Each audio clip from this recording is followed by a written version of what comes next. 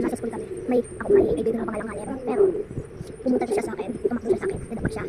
At saka, may ginagawa ako, nadapat siya. Buti hindi siya umiyak. Kaso, the next day, naglalaro ko.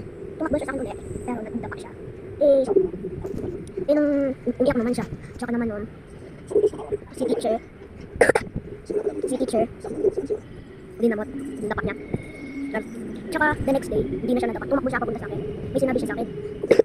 Sabi niya, nadapak daw siya, kakatakbo niya, kakalaro niya. Hindi daw siya pumupunta sa akin, pupunta sa katabi ko. Kaya, bukas naman nun, Sunday.